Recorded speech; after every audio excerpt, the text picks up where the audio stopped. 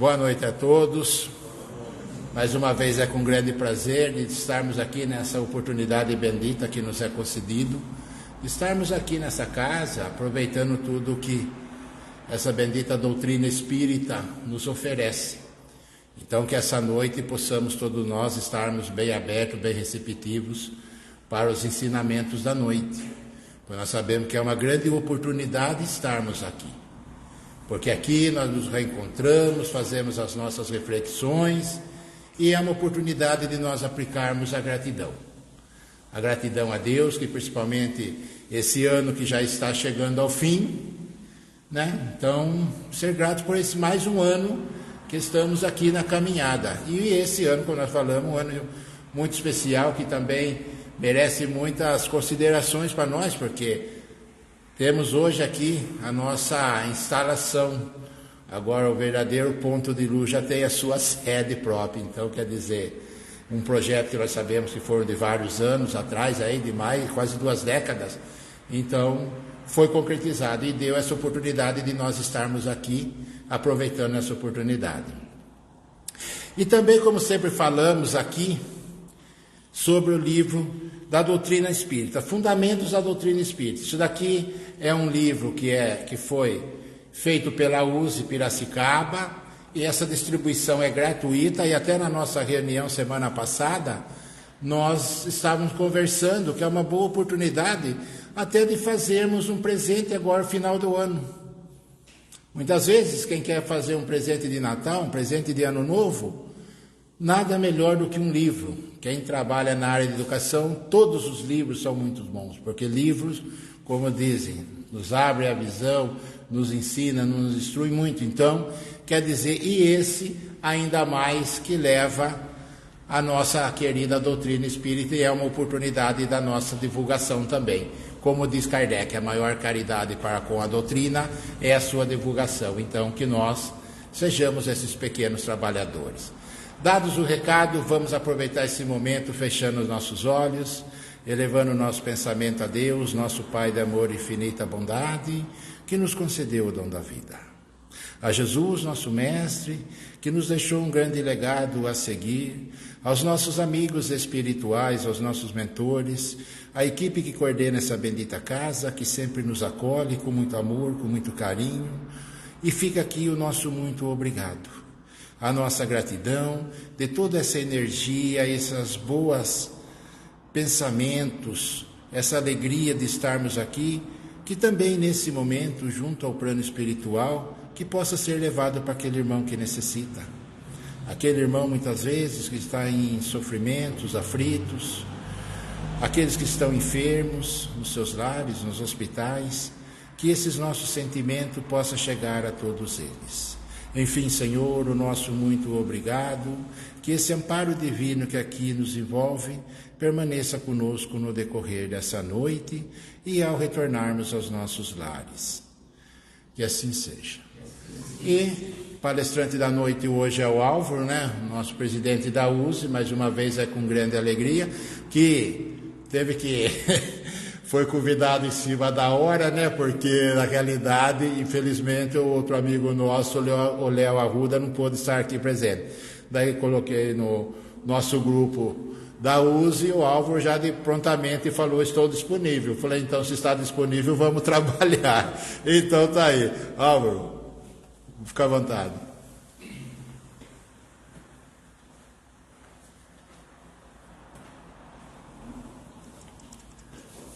Que a paz, a serenidade e a harmonia continue conosco nesse breve momento de reflexão.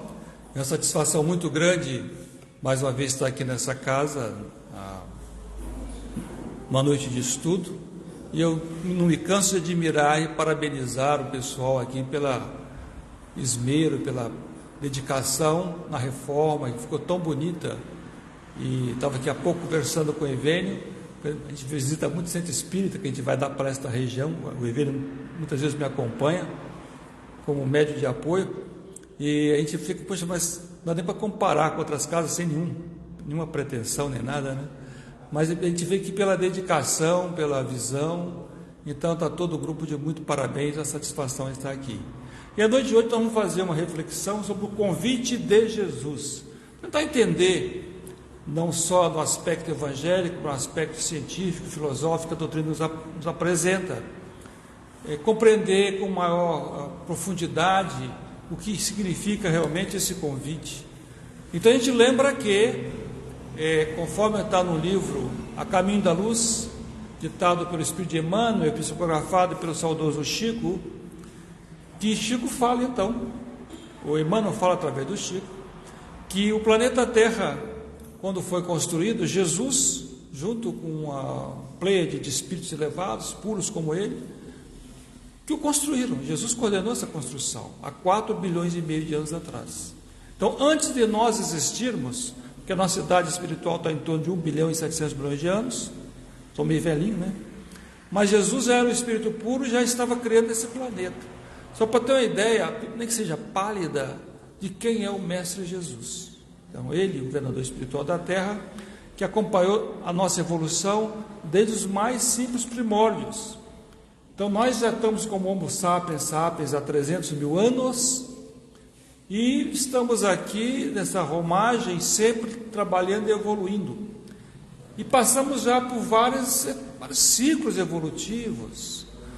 Essa raça que a gente está hoje, que está findando já o seu período evolutivo de 28 mil anos, é considerada, como, na visão espírita, como a raça ariana, ou etnia ariana. Mas antes dela teve a lemuriana e a Atlântida, que já nos antecederam. Então a gente vê que nós somos espíritos antigos, porque a evolução ela vai bem devagarzinho. A gente sai desde a época dos sentimentos animais para chegar à razão e sentimentos, é um processo gradativo. Mas Jesus permitiu que exilados de Capela viessem estar entre nós, já há milhares de anos, para ajudar no nosso processo evolutivo, contribuir com a sua inteligência, a sua tecnologia, para ver se acelera. Por que acelerar? Para que quanto mais rápido a gente se libertar da animalidade, dos instintos inferiores, a nossa vida melhora, mais pacata, mais pacífica, é menos dolorosa essa caminhada. E esse pessoal que veio de Capela, milhões de espíritos exilados, porque tinha atingido um nível evolutivo, que não permitia mais que eles ficassem lá, que não tinham atingido aquele nível desejável, formaram 4 grandes grupos, né, que foram os que foram formar o povo indiano, o povo europeu, o Antigo Egito e, por último, os hebreus, que vieram já com um compromisso muito grande desde Capela pela sua religiosidade. Cada povo tem as suas tendências, as suas inclinações. Não necessariamente um povo é melhor do que o outro, mas as habilidades são distintas. Por exemplo, o Brasil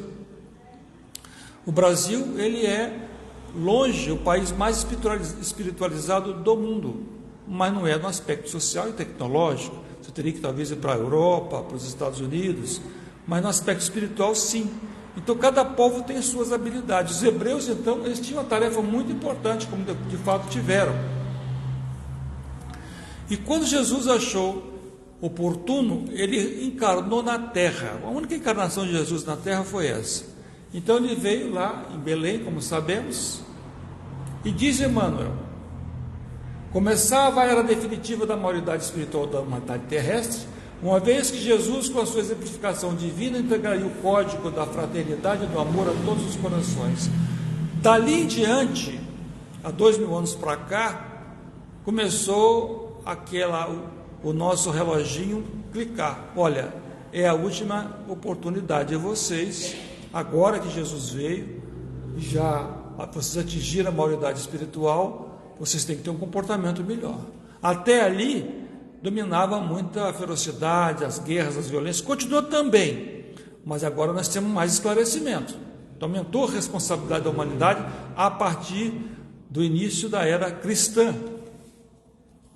E o mestre, ele traz a sua mensagem e coloca um roteiro, explicando: vinde a mim todos vós que estáis cansados e sobrecarregados, e eu vos aliviarei.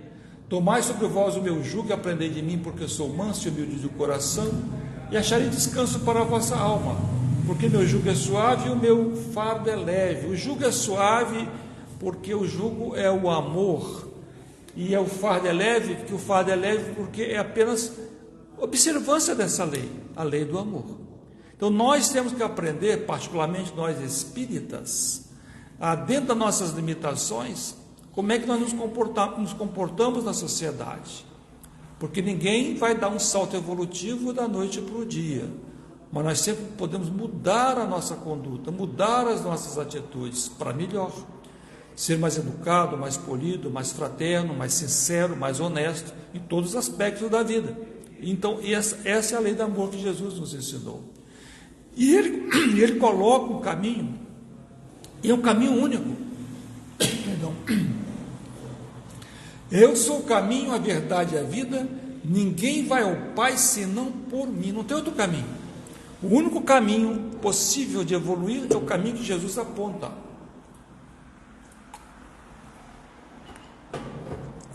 Se vós me conheceis, conheceis também meu Pai, e desde agora conheceis o vistes.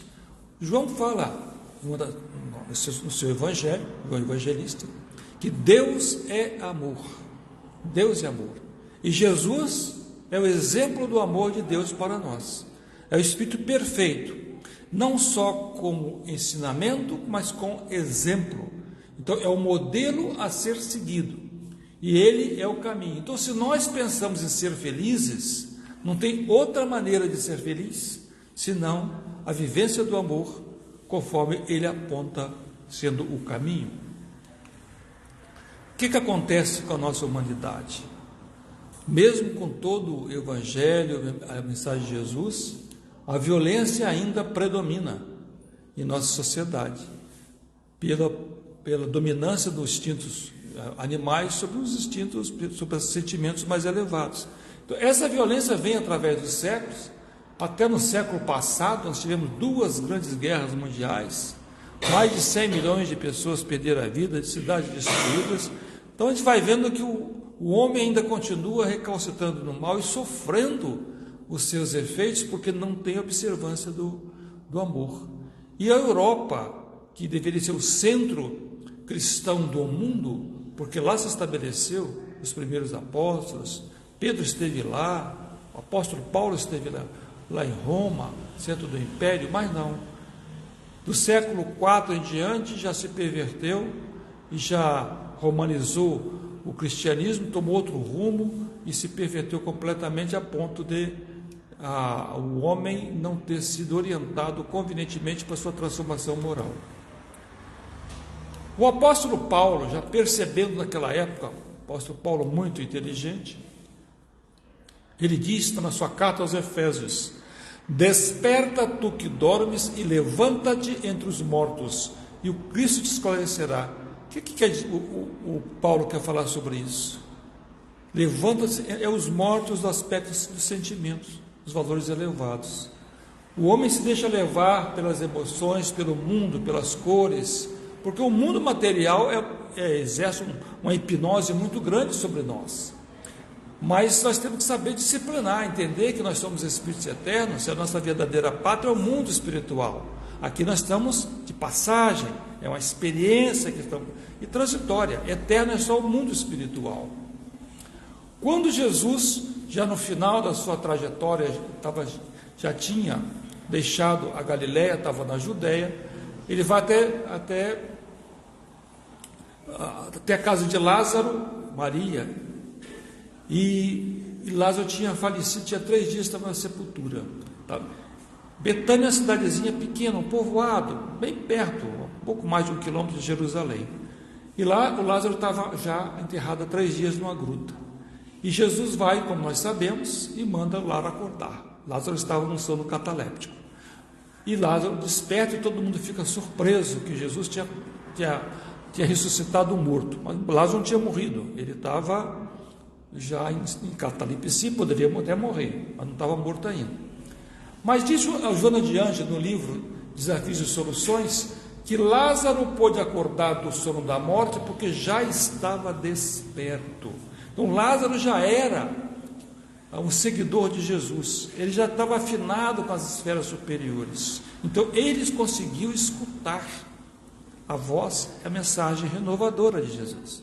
Então, se nós queremos atender o convite de Jesus em termos de mudança de conduta, nós temos que mudar, começar desde já, vivenciar o amor dentro das nossas possibilidades. Nós já tivemos em regiões difíceis nas encarnações passadas, por isso temos esquecimento temporário.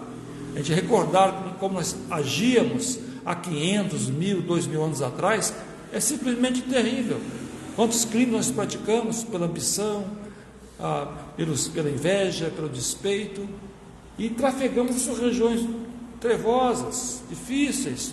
Hoje já estamos caminhando os degraus um pouco melhor. Basta ver, por exemplo, o Brasil. Por mais problemas que possamos ter, se a gente fizer uma comparação de estar vivendo no Brasil com um país, por exemplo, Afeganistão, ou a Síria, com problemas, o Líbano, países em guerra, ou lá no Irã, aquela restrição de estilo de vida, fanatizado. Então, estar aqui no Brasil já é uma concessão gigantesca. Significa que nós já conseguimos subir alguns degrauzinhos, porque Deus é justo.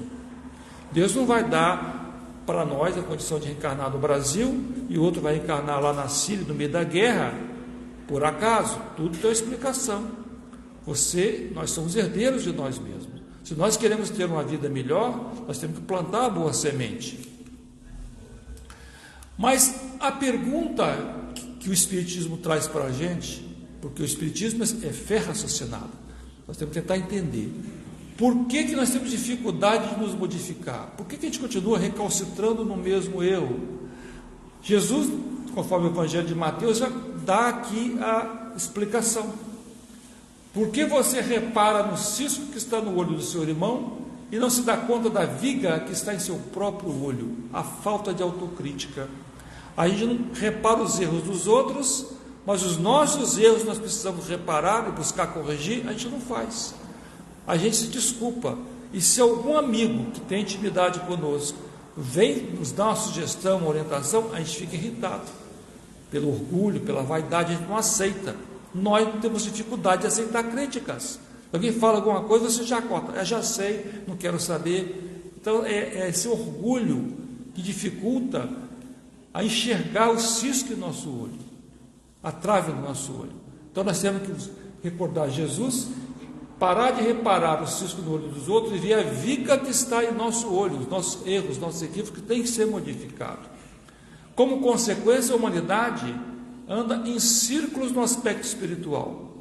Nós estamos evoluindo muito no aspecto da ciência, da tecnologia, mas no aspecto dos sentimentos atrofiados. Isso explica a violência, a guerra, o egoísmo humano, porque o mundo não era para estar dessa maneira. O planeta Terra é um planeta rico. Você gasta hoje no mundo mais de 3 trilhões de dólares em armamento anualmente.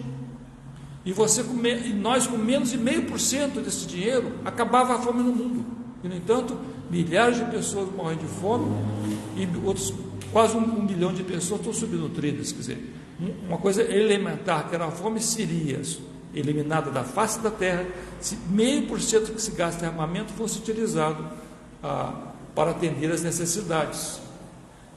E a questão toda é que aqueles deveriam orientar as pessoas pelo fanatismo religioso são verdadeiros cegos. Diz Jesus: pode um cego guiar outro cego? Não, cairão os dois no mesmo buraco. Esse é o problema. Então você tem as religiões institucionalizadas, fanatizadas, que não explicam as coisas para as pessoas. Acontece um problema qualquer, isso é a vontade de Deus.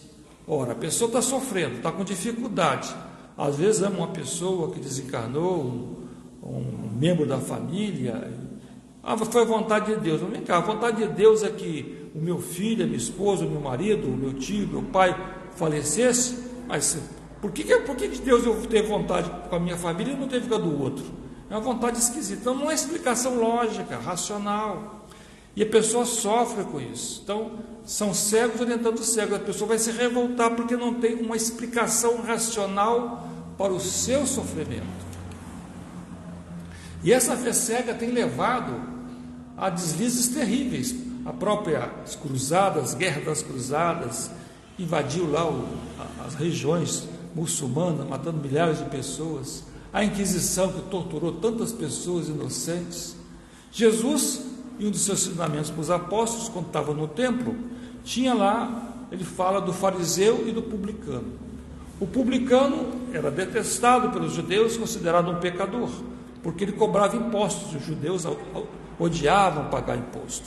E o fariseu se considerava um santo. Ambos vão então orar, e diz então o fariseu: graças vos dou, Pai, porque não sou como aquele pecador. E aponta assim para o publicano: eu jejuo, eu pago dízimo. E o publicano então, frente ao altar: Pai, perdoa-me, eu sou um pecador. E se curva. E Jesus fala dos dois, o único que voltou justificado para casa foi o publicano, pela humildade. Jesus nasceu numa estrebaria, teve por o berço um cochozinho de animais se alimentarem, a vida inteira a vida simples, morreu pendurado numa cruz desnudo, com toda a simplicidade, toda a humildade, para mostrar para todos nós que a humildade é fundamental para o processo evolutivo. Então essa arrogância, a pessoa não muda, ela não se questiona, ela continua sem enxergar a trave no próprio olho.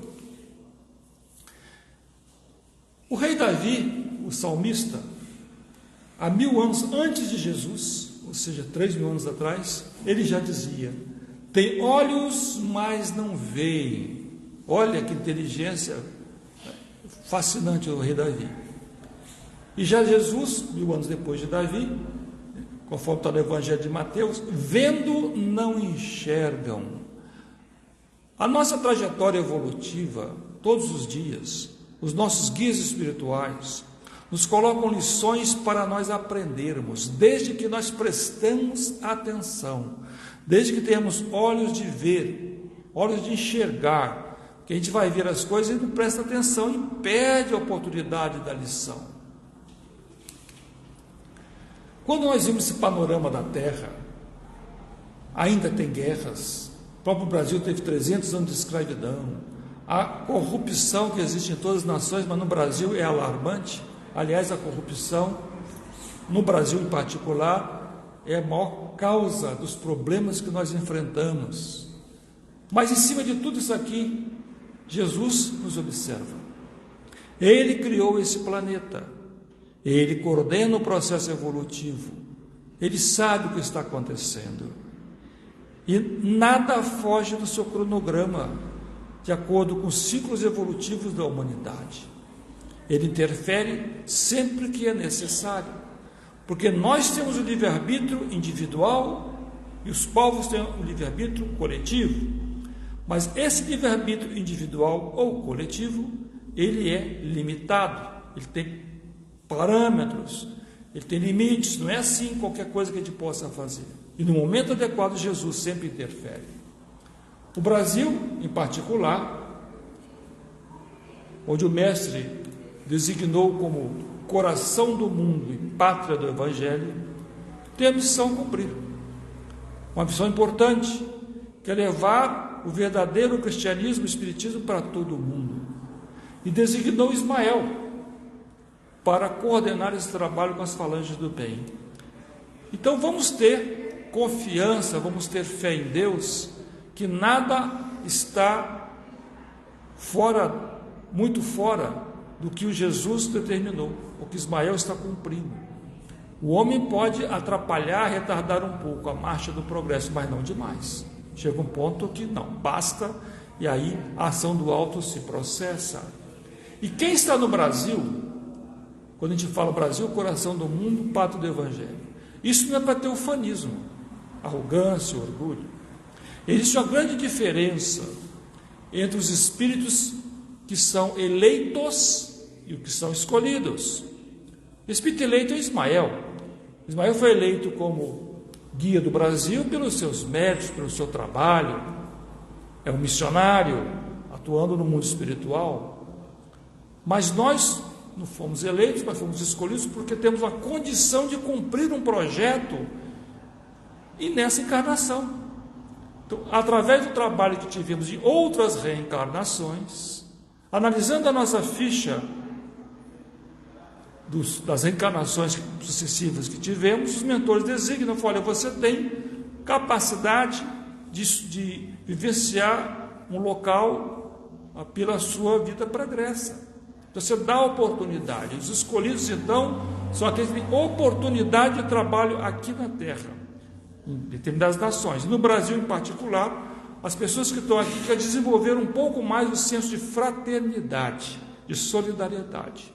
Continuam os defeitos, com as más inclinações, as limitações morais, mas o lado da fraternidade, essa virtude, já está mais desenvolvida.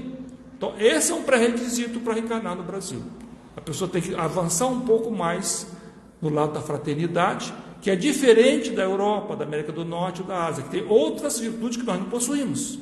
Mas a fraternidade a gente tem em maior quantidade, em maior intensidade. Eu costumo fazer um paralelo. Vou tentar recordar aqui o povo hebreu, porque nós estamos muito ligados com o povo hebreu. O povo hebreu, a gente lembra que Moisés, primeira revelação, foi o povo escolhido. Moisés chegou para eles, então, vamos aqui para a terra prometida, olha que beleza. Aqui nós estamos no regime de servidão, aqui no Egito, vamos para a terra prometida, onde jorra leite e mel. Eles saíram do Egito e chegaram na terra prometida. Quem chegou na terra prometida? Ninguém que saiu andando do Egito chegou na terra prometida, nem Moisés. Morreram todos no deserto, 40 anos no deserto. Os filhos chegaram, os netos chegaram, mas eles não chegaram. Homens e mulheres todos pereceram pelo caminho. E era o povo escolhido. Ficaram lá 40 anos em barracas no meio do deserto, condições subhumanas, subnutridos. Povo escolhido. Então, Brasil, coração do mundo ocupado do Evangelho. O que nós estamos querendo? O que nós estamos esperando que Jesus nos dê? Moleza? Olha aqui os hebreus, era o povo escolhido, o Brasil também é um povo escolhido. Então vamos entender que essa escolha aqui não é para brincadeira, exige uma contrapartida nossa. Então a herança judaica, a confiança em Deus, porque olha, tem que confiar em Deus. Para largar o Egito e ficar 40 anos no deserto, tem que ter muita confiança em Deus. É essa confiança em Deus que nós espíritas temos que resgatar, confiar em Deus. Confiar em Jesus, confiança, tudo com sensatez, sem fanatismo religioso. E o mestre fala: ninguém que põe a mão no arado e olha para trás é apto para o reino de Deus. Ninguém coloca. Porque você vai fazer uma viagem para São Paulo, se você começar a olhar pela janela para o lado, você vai bater esse carro, você não vai chegar no seu destino, você vai cometer um acidente. Se nós temos como missão melhorarmos espiritualmente, vamos focar na nossa missão. O que eu tenho que fazer para cumprir os meus compromissos assumidos no mundo espiritual antes de reencarnar? É servir a Deus, é servir ao próximo, ser útil à sociedade. Como é que eu posso ser útil à sociedade? Cada um tem suas habilidades, cada um tem suas condições. Diz Kardec, quando ele estava escrevendo o Livro dos Espíritos, e ele teve uma região do umbral, junto com a convite de Martim Lutero, espírito, para mostrar para ele. Kardec se assustou. O espírito de Kardec, fora do desdobramento espiritual. Kardec entrava encarnado. Ele chegou lá e viu aquelas almas sofredoras e perguntou se eram aqueles espíritos tenebrosos do passado, guerreiros. Aí Lutero falou assim: não é não. São todas pessoas que tiveram a oportunidade de fazer o bem e não fizeram. Religiosos, empresários, sacerdotes, todas as pessoas. Porque aí, quando Kardec volta, ele escreve que nós somos responsáveis pelo mal que nós fazemos e responsáveis também pelo bem que deixamos de fazer. Então nós temos que analisar que nada acontece por acaso e as coisas chegam em nossas mãos. Eu tenho que analisar o que eu poderia ter feito que eu não fiz. Por que eu não fui útil quando eu poderia ter sido útil? E essa etapa que nós estamos hoje, a gente sabe, transição planetária que estamos passando, final de ciclo, é inadiável o nosso despertamento espiritual. Tem pessoas que estão dormindo, o apóstolo Paulo, desperta tu que dormes, dormindo espiritualmente. E o próprio guia espiritual, já por misericórdia, ele tenta acordar a pessoa, aproveitar a encarnação. O tempo está passando e nós temos aqui a nossa bagagem espiritual, coisas boas, coisas ruins, e o nosso consciente, que vai estar sendo recebido as informações do inconsciente profundo das encarnações passadas, vai ter os condicionamentos, os nossos reflexos. Como é que eu estou conseguindo fazer? Eu consigo disciplinar minhas emoções negativas e usar a herança boa que eu tenho do meu aprendizado de outras encarnações? O convite que os mentores nos fazem, de acordo com o testemunho de várias obras espíritas, várias palestras que a gente tem assistido, um deles é através da projeção astral. Quando nós dormimos, a gente sabe que o nosso espírito tem desdobramento, ele sai do corpo físico, entra em contato com o mundo espiritual e muitas vezes conversa com os mentores. Quando é oportuno, o mentor, através da hidroplastia, o que é hidroplastia? É a mudança do corpo espiritual. Quando o mentor quer impressionar um pouco mais o seu pupilo, ele coloca aquela forma linda do espírito que o pupilo dele está encarnado gosta ou professa, e ele se assusta, né? Vamos dizer que a pessoa seja da igreja católica, por exemplo, um homem bom, e seja devoto de Santo Antônio. Então põe aquela roupa como fosse Santo Antônio, o espírito superior consegue mudar o seu corpo e espírito, e fala, está na sua hora, desperta, muda o seu comportamento. A pessoa toma um susto.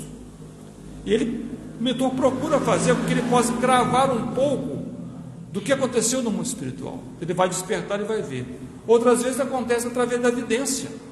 Ele vê o espírito, em determinada sessão espírita, falando com ele. Então, esse é um convite que pode acontecer e tem acontecido. Mas nem todos recebem esse tipo de convite. Às vezes tem um convite um pouco mais rigoroso. Pode ser necessário certas experiências difíceis para despertar. Uma pessoa escapa de um acidente, ia trabalhar na Torre Gêmeas, e o carro quebrou, não pôde trabalhar, foi levar na oficina. Nesse meio tempo o avião bateu lá e morreu todo mundo. Outro lá ia pegar o avião e mudou o seu itinerário, o avião caiu e ele escapou. Outro tem uma doença quase incurável, o médico consegue curar, a pessoa... Então, outro escapa do acidente de carro. Então, essas coisas que acontecem, a pessoa toma um susto e faz uma introspecção mais profunda e desperta, acorda da sua inércia. Precisava de um chacoalhão.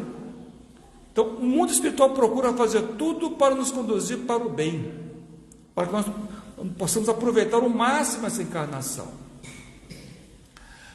Interessante as passagens evangélicas. Então, vamos tentar compreender melhor os ensinamentos de Jesus. Eu peguei duas passagens aqui, está em João e Marcos, e Jesus, durante a sua vida terrena, curou vários cegos, nós sabemos disso. Vários cegos foram curados, lá em Jericó, lá em Jerusalém, lá também na Galileia, vários cegos foram curados. Mas, se a gente pegar o Evangelho de João, tem uma passagem interessante. Diz Jesus: eu vim a esse mundo para exercitar um juízo, a fim de que os que não veem, vejam, e os que veem se tornem cegos. Olha que pesado. E ouviram alguns dos fariseus que estavam com ele e lhe disseram: logo também nós somos cegos? Disse-lhe Jesus: se fosseis cegos, não teríeis culpa. Mas como agora mesmo dizeis, nós vemos, fica subsistindo o vosso pecado. Estou tentando entender o que Jesus disse com isso. Ora, o Evangelho está escrito, e nós temos que buscar, ler e estudar a mensagem dos 4 Evangelhos, e demais também, a Sagrada Escritura, com a visão espiritual da mensagem, não no aspecto literal apenas, porque nós temos que entender o que Jesus quis dizer com isso. Jesus disse para nós: vós sois a luz do mundo. A luz do mundo porque fomos criados à imagem e semelhança de Deus, e através da caridade, que é o amor em ação, nós conseguimos iluminar a nossa alma. Mas o mestre também disse: não penseis que vim destruir a lei ou os profetas, eu não vim para anular, mas para cumprir. O que Jesus quis dizer com isso? Ele é o governador espiritual da terra, responsável por todas as nossas almas, criador do planeta. Então, ele é quem analisa o nosso procedimento. Vi para que venham e se tornem cegos. Jesus não causa cegueira em ninguém. O que acontece, Jesus, na observância da lei, é a lei de causa e efeito. O que eu faço, eu provoco. Esse indivíduo que ficou cego, não foi Jesus que cegou. A conduta dele equivocada dentro da lei de causa e efeito lhe provocou isso, como outras enfermidades também. E isso é necessário para que ele possa mudar o seu próprio comportamento, fazer a introspecção mais forte da sua vida. Nós reencarnamos reiteradas vezes, aproveitamos aqui a romagem aqui na Terra, mas nossa verdadeira pátria é o mundo espiritual. Mas mesmo nós espíritas temos dificuldade de compreender esse mundo espiritual na sua essência, de forma que isso faça parte da nossa reação, das nossas ações diárias. A gente sabe, mas fica aquele sabe, daquele conhecimento espírita, muitas vezes, como fosse um outdoor de estrada que você passa, acha bonito e vai embora. Então, a vivência espírita exige um estudo, uma disciplina e uma integração desse conhecimento das nossas ações. É interiorizar a doutrina. Toda a nossa programação, a gente estuda o mundo espiritual, e nada acontece por acaso, seguindo um roteiro, uma programação que nós estabelecemos com certa flexibilidade, é claro. A quem muito foi dado, muito será exigido, e a quem foi muito confiado, muito mais será pedido. Então, as responsabilidades que nós assumimos, conforme nossa posição, é grande. Nós temos que responder por isso. Tem uma passagem interessante no Evangelho, que retrata isso muito bem, é quando Jesus, em outubro do ano 32, tinha terminado a campanha da Galileia. Ele inicia, então, a fase final na Judéia. Na verdade, o seu evangelho, a sua boa nova, foi na Galileia. E na Judéia, a primeira cidade que ele para vai ser lá em Jericó. E tem um personagem interessantíssimo, que é o Zaqueu, um baixinho, gordinho, que sobe numa figueira brava para ver Jesus. É muito bem descrito pelos apóstolos. Mas o Zaqueu era uma pessoa boa, coração bom. Ele era rico, mas era bom. E Jesus, então, fala da parábola dos talentos, baseada em Zaqueu. Dos 3 servos, aqueles que tinham recebido os talentos do seu senhor e multiplicaram, e aquele servo infiel que não fez nada, recebeu e enterrou. Então é uma parábola muito bonita, mostrando que os talentos que nós recebemos, que pode ser inteligência, pode ser a capacidade física, pode ser riqueza material, capacidade de comunicação, tudo são talentos. O que eu estou fazendo com esse talento? É para meu uso, para minha vaidade, para minha arrogância, ou para servir? Como Jesus disse que ele não veio para ser servido, mas para servir. E se nós somos seguidores do Mestre, nós temos que aprender também a servir. E essa cegueira espiritual, na verdade, atinge a maior parte da humanidade.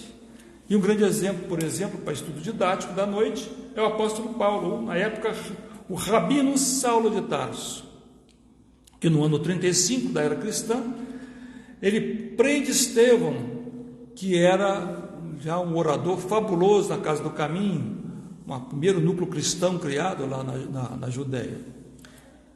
Ele prende Estevão, depois prende também Pedro, Filipe e João, e pede a morte de todos eles. E se não fosse a intercessão de outros juízes do templo, eles teriam sido mortos. Mas Estevão não escapa. Estevão é apedrejado até a morte por ordem do rabino Saulo, e ele fica triste quando fica sabendo que sua noiva se torna cristã e morre. Ele vai então atrás daquele que havia convertido sua noiva, né, que estava em Damasco.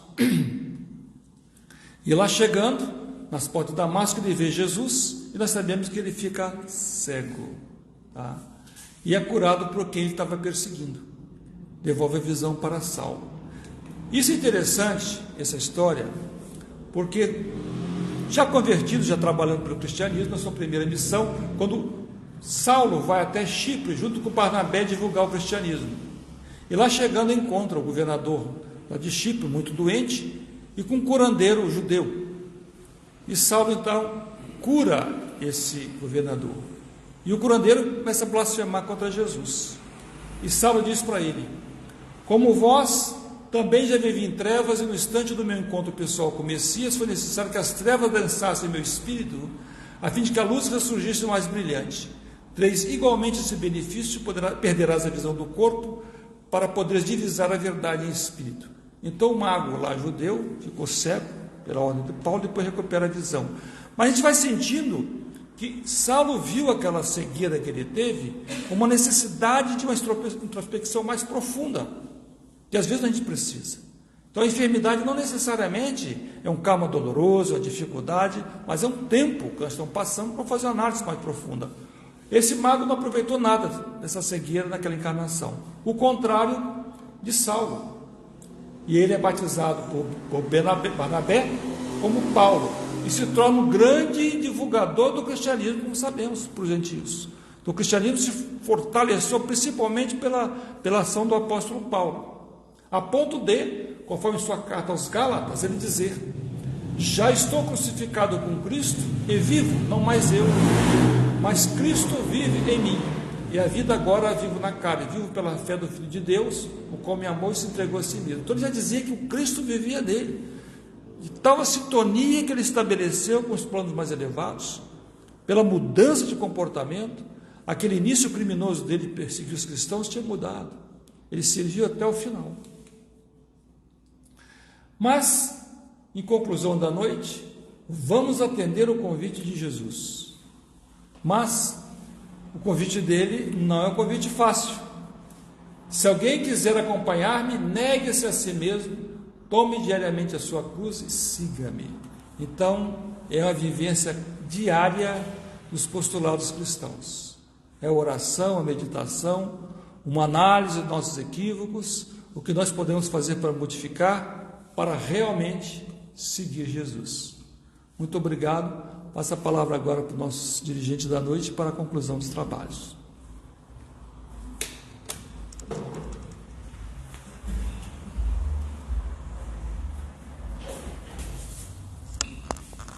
Então, nós queremos agradecer ao Álvaro pela explanação da noite. Esta casa faz questão de que a figura de Jesus esteja sempre presente entre nós.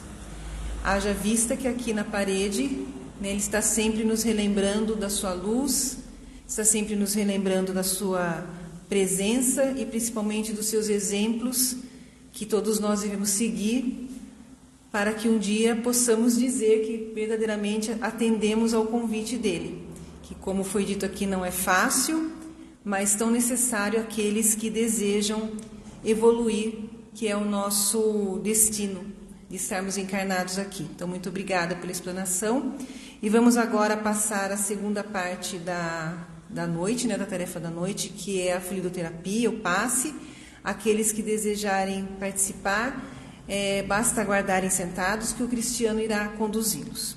Então, convido a todos para que nesse momento nós elevemos juntos o nosso pensamento, em agradecimento pela oportunidade de estarmos aqui nesta casa. Como o Juca disse no início da noite, agradecimento por esse lugar que nos acolhe, pelas oportunidades que estamos recebendo, que agradeçamos também ao Pai pelas dificuldades que são, na verdade, lições necessárias ao nosso burilamento, que saibamos enxergar a oportunidade de crescimento em cada obstáculo que surge à nossa frente e que nos fortaleçamos nos ensinos do Mestre Jesus, nos exemplos do Mestre Jesus, para transpor cada um desses obstáculos e, através das nossas lições, possamos também encorajar outros irmãos que caminham conosco.